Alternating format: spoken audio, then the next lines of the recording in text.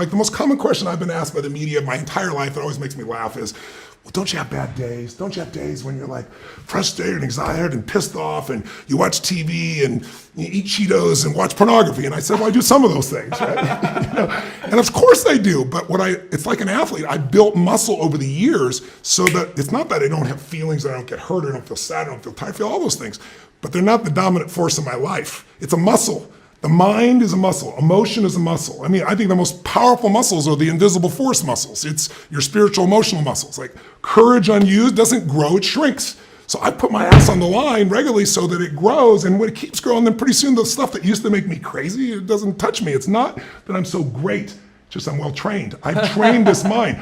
I get up every morning in my life, you talk about rebounder, more crazy shit I do is every morning in my life, if I'm near any of my homes, and some places I have cryotherapy, but my homes I have these cold plunges and they're 56 degrees. And the first thing I do is jump in that cold plunge. So there's not a fucking morning where I want to jump in that. I can't remember mornings like, oh, I can't wait to jump in that thing.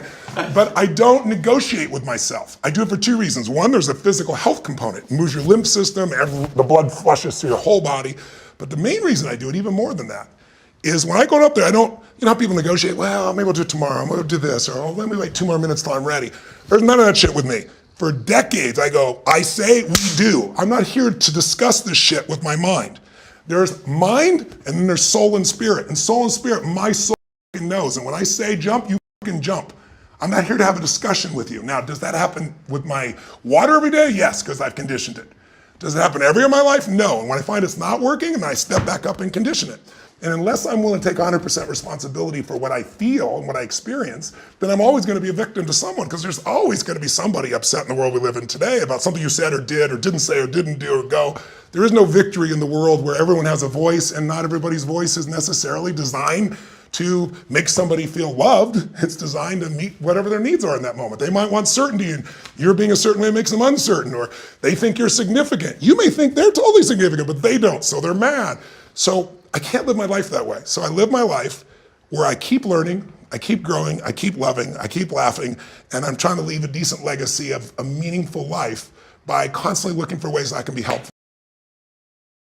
It's also about not creating false drama when it's not needed. Mm-hmm. And I see a lot of people do that, and I've been susceptible to it as well. The drama's going to come. Real drama's going to come. Someone's going to get sick. All right. Yeah. Someone's going to get hurt. We're going to really screw up and then have to handle it. Something's going to happen, or the COVID's going to come. Something's going to come that's real. And so don't look for the false drama when it's not there. And people have a habit of it. I've done it before myself. And that's sort of the inverse of take the hill and climb the hill is there's an art to running downhill, which I write about in the book. When things are going well, don't trip yourself and face plant because it's going too good. Don't get nervous. Oh my gosh, it's going so good. No, embrace it and stay in stride, because the uphill will be there in a minute and you'll have to break a sweat and it'll be hard again. Yeah. How did you not self-sabotage when you were just getting hit after hit and opportunity after opportunity and you were going downhill? How do you not do that where you self-sabotage, and what do you recommend for other people so they don't do it when the opportunities are coming? Great topic, because I have tripped myself running downhill before. I have face planted, broke my nose and to proverbially make sure I was felt. It's like you don't need to go that hard. You know what I mean? We don't need to draw blood, McConaughey, just to make sure we can feel. So there's been times I have not been graceful when I was running downhill. But I shook hands with the fact that, okay, obviously it means you give a damn, McConaughey. Obviously it means you're trying to read through the mendacities of life. You're trying to get down to the common denominator about what really matters to you. You're trying to understand all this affluence and things coming to you that you never had yesterday that now you have, and you want 80 hours in a day, but they're still only given 24. I got to get some discernment in here. And for me, I've had the ability, and I have taken what I call fugamundi, a walkabout. I have taken those solo trips with myself. What we talked about earlier in the conversation, gone to a place where I could hear myself think, where I could get my head and my heart aligned. In those times of great affluence, sometimes it's all heady. And I have a piece in the book about when you can, ask yourself if you want to before you do. Well, in times of great influence, we have a lot of I can in front of us. Tons of opportunity. And too many options can make a tyrant out of anybody. Yeah. So it's a very heady thing. And sometimes that's times when it's like, okay, this all makes sense in my head, but I don't really feel it inside my spirit. I don't know if it's really me, if it's really good for me, if this is going to turn me on and help me be and feed me. But geez, I mean, I've never had the option before. It sounds awesome. I mean, yes. Well, that's not a bad thing to do, but we got to check in on that, because you can look up and the tank can be on reserve. Yeah. When you look in the rearview mirror and go, whoa, I over leveraged myself with things that did not feed me and pay me back. And so how do we need to take that time to go check in. And it can be a hairy time, man, because the answers don't come quickly sometimes. Yeah. And when they don't come and you're shaking monkeys off your back and you're not enjoying your own company and none of it makes sense and it's all confusing and you're looking over there and you want to go, well, you want to go to entertainment or communication, or you want to pick up the phone, or you want to drink earlier, or one of those things that come up to mask that, you got to try to hold back and say, no, I'm going to sit in this discomfort. This is a penance I am taking to get to know myself and listen to myself. And there's prudence in it. Why do you think so many people try to resist discomfort when so many great things come from being in discomfort? Why do we resist it? I mean, look, we all like pleasure over pain. Yeah.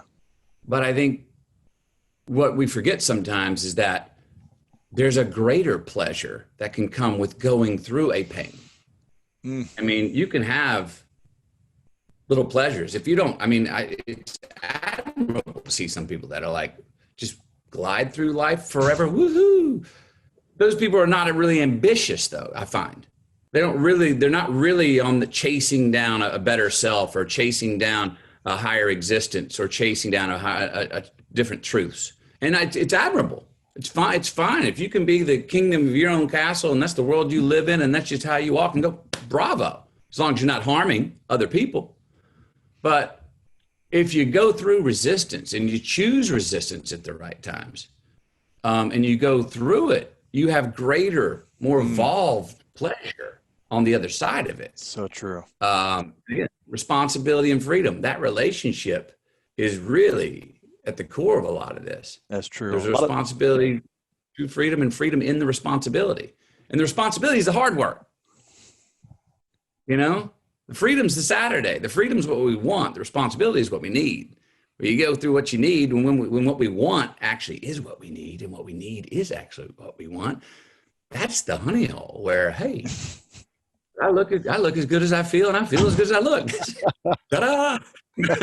You know, where we're selfish and selfless at the same time. I know what I'm chasing. When we take responsibility and we have structure, which you've talked about also, and kind of have those, not limits, but you have some structure and some boundaries, you can really be flexible and free within those boundaries, which I think is powerful.